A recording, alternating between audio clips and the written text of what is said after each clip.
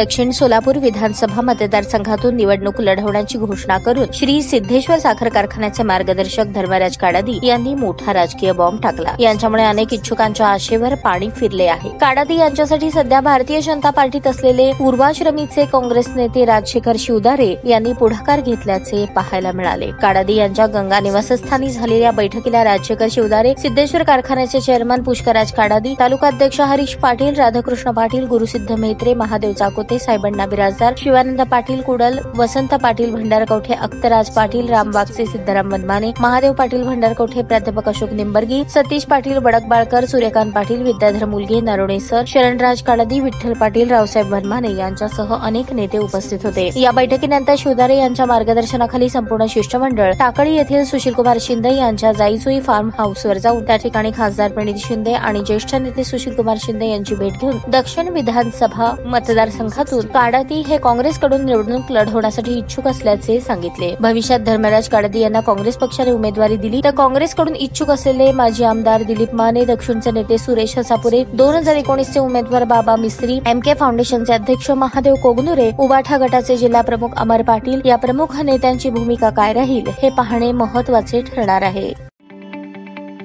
ताज्या बातम्या पाहण्यासाठी प्राईम महाराष्ट्र न्यूज चॅनलला सबस्क्राईब करा।